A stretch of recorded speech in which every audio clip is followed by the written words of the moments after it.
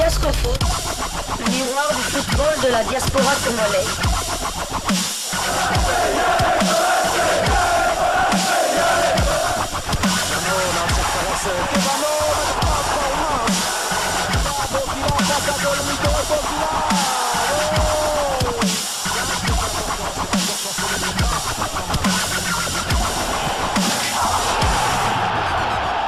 Diascofoot, le miroir du football de la diaspora congolaise.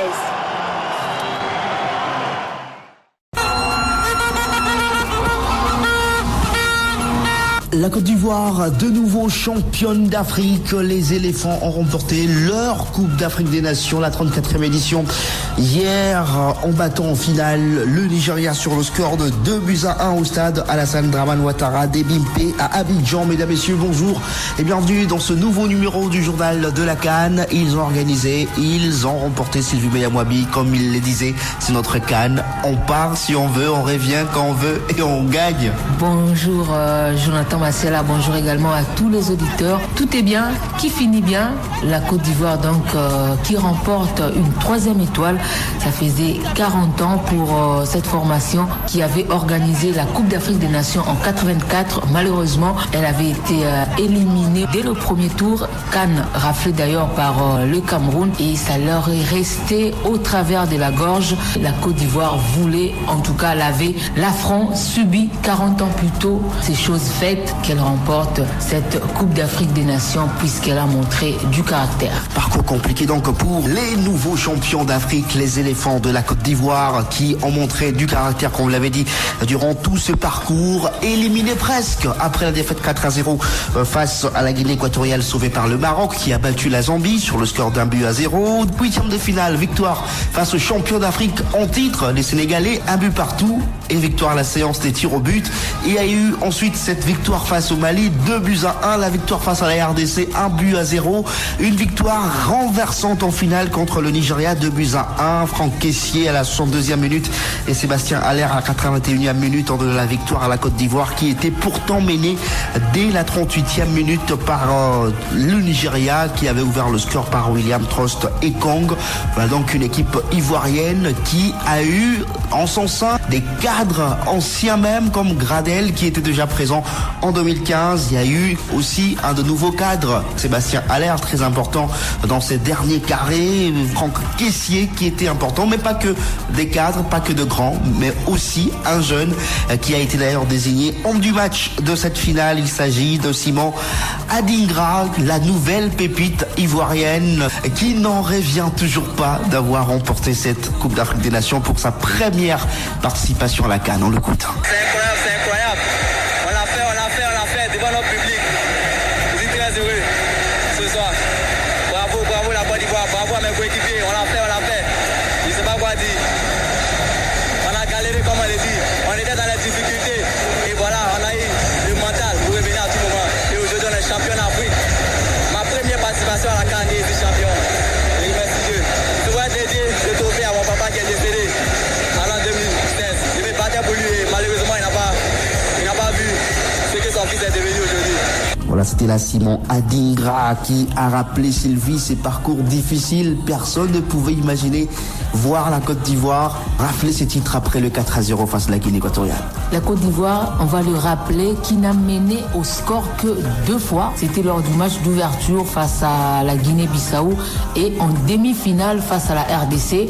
La Côte d'Ivoire a fait preuve de beaucoup d'abnégation, en tout cas dans cette Coupe d'Afrique des Nations.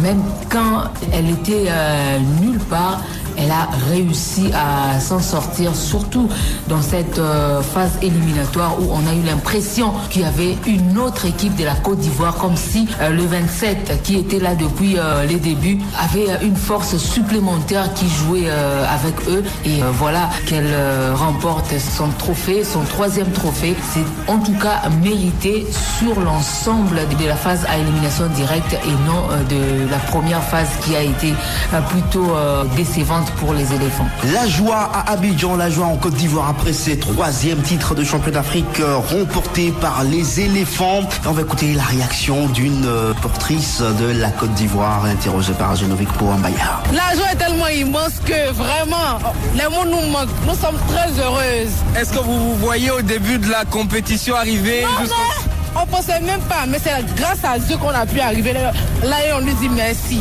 Et voilà donc cette joie des Ivoiriens, ça a duré quasiment toute la nuit cette joie. La Côte d'Ivoire qui remporte donc son 3e titre après 1992, 2015 également. En 2015, la Côte d'Ivoire avait déjà éliminé la RDC en demi-finale avant de s'adjuger le titre. Ça va bien pour les Ivoiriens, ça va mal pour les Nigérians. 5e finale perdue par le Super Eagles, c'est quand même beaucoup. C'est beaucoup pour cette formation qui a perdu en tout cas 5 finales. Si je ne m'abuse, c'est 3 finales perdues contre un pays organisateur. Déjà en 88, c'était face au Cameroun. En 90, c'était face à l'Algérie. Et voilà, en CAN 2023, face à la Côte d'Ivoire. Mais déjà, le Nigeria qui a perdu à 3 reprises face au Cameroun en 84, 88 et en 2000. En 2000, d'ailleurs, c'était à domicile. C'était le Nigeria qui avait co-organisé cette édition-là avec le Ghana. Et le Nigeria avait perdu en finale face au Cameroun. Alors, le Nigeria qui a remporté 3 titres en 80, 94 et 2013 va donc attendre pour remporter un nouveau titre de champion d'Afrique, voire un pays organisateur remporter la CAN. Ce n'était plus arrivé depuis 2006 et l'Égypte qui avait organisé et remporté. Donc voilà, la Côte d'Ivoire qui remporte sa propre Coupe d'Afrique des Nations. Ça faisait quasiment 18 ans que cela n'était plus arrivé. Allez, parlons des récompenses individuelles avec comme meilleur joueur le Nigérian William Troost-Ekong, le capitaine des Super Eagles, a désigné meilleur joueur, meilleur buteur. Il s'agit d'Emilio Nsoué avec 5 réalisations. L'Équateur-Guinéen ne s'est pas fait rejoindre malgré l'élimination de la Guinée équatoriale dès l'étape de 8e de finale. Et puis meilleur gardien, c'est Ronwen Williams, c'est Spiderman, c'est ce gardien qui arrête des pénaltys et il a même arrêté 2 pénaltys de Congolais lors de la petite finale, celui de Chancel Mbemba et celui de Meshak Elia, privant ainsi la RDC de la médaille de bronze. On va y revenir dans quelques instants. L'équipe Fair Play, c'est l'équipe sud-africaine justement qui a terminé à la 3e position. Allez, mérité pour Troost-Ekong, c'était ton meilleur joueur? C'est mérité sur l'ensemble de ce que ces garçons a pu produire durant cette Coupe d'Afrique des Nations. Ça paraît étonnant parce qu'on n'a presque pas vu de défenseurs être récompensés à ce niveau. Voilà, il y avait Osimhen, il y avait des garçons comme Franck Kessié. Bon, sûrement lui, il a pris l'ascendant puisque dès le départ, il a eu un grand rôle à jouer dans cette formation nigériane, réputée quelque peu fébrile en défense, mais qui a pu aujourd'hui devenir solide.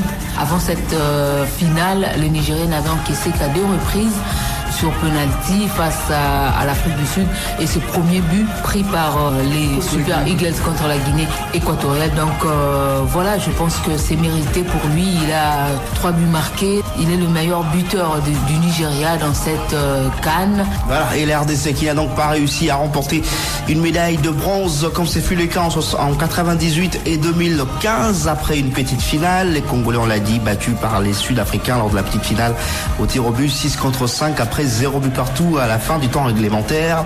La RDC qui a largement dominé le match mais qui n'a pas du tout réussi à s'imposer. Plusieurs occasions procurées, 0 transformées. Et donc la RDC qui rentre réduit de cette Coupe d'Afrique des Nations mais avec beaucoup d'enseignements positifs de cette Coupe d'Afrique des Nations.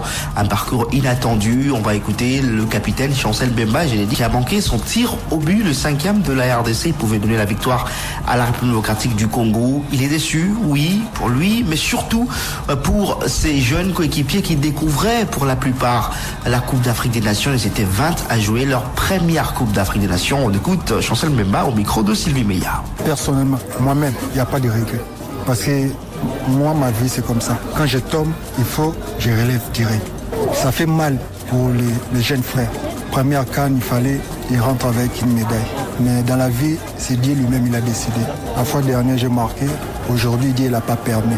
C'est ça, mais le plus important, personne n'y croyait à cette groupe. Mais aujourd'hui, tous les peuples congolais sont très contents pour les jeunes. Parce qu'il n'y a pas l'expérience. L'expérience, il faut d'abord jouer pour prendre l'expérience. Quand tu ne joues pas, tu ne prends pas l'expérience. Mais Chancel, aujourd'hui, comme si on otika biso, otika bana, est-ce que quand Moussousou ezali pour battre sous record wana ya participation à Bakan? C'est la Chancel Mbemba, capitaine de la République démocratique du Congo, c'est du meilleur, on va le répéter encore une fois. Il n'y a pas trop de regrets à avoir, il faut maintenant se concentrer sur l'avenir. Et quand on regrette, on se bloque mentalement. Il faudrait plutôt revoir les failles, corriger et faire mieux la prochaine fois. La RDC aujourd'hui a lancé un message fort à l'Afrique et je pense qu'il faut partir sur cette base-là pour capitaliser les acquis et pourquoi pas demain faire encore plus douter d'autres formations qui vont se présenter devant la RDC. La RDC qui aura comme prochain adversaire le Sénégal pour le compte de la 3e journée des éliminatoires de la Coupe du Monde 2026 et ça sera au mois de juin 2024. Les Léopards regagnent Kinshasa ce lundi selon le programme du ministère des Sports et d'ailleurs je vous proposais d'écouter le ministre des Sports et Loisirs François Clul Kaboulou Mwana Kaboulou. Nous rentrerons chez nous le lundi 12 janvier. Nous avons 2 groupes. Nous avons le premier groupe qui va quitter Abidjan à 9h du matin par un vol spécial pour Kinshasa et ce vol va comprendre les animateurs ou les journalistes, le VIP qu'on appelle les dirigeants sportifs et quelques compatriotes que nous avons trouvés ici qui doivent regagner le pays. Et 1 heure après, il y a l'avion national de la compagnie nationale Congo Airways qui va transporter notre équipe nationale, qui va décoller à 10h pour atterrir à Kinshasa à 13h. Et là, il y a un dispositif d'accueil qui est prévu à l'aéroport international d'Ndjili. Les joueurs monteront sur un camion remorque qui va les accompagner jusqu'au stade de Martyr en traversant les quartiers populaires. Là, il y aura la présentation des joueurs à l'ensemble de la population congolaise. Voilà, c'est là le ministre des Sports et Loisirs François-Claude Kaboulou. Mwana Kaboulou, c'est par cette note que nous mettons un terme à ce journal de la CAN.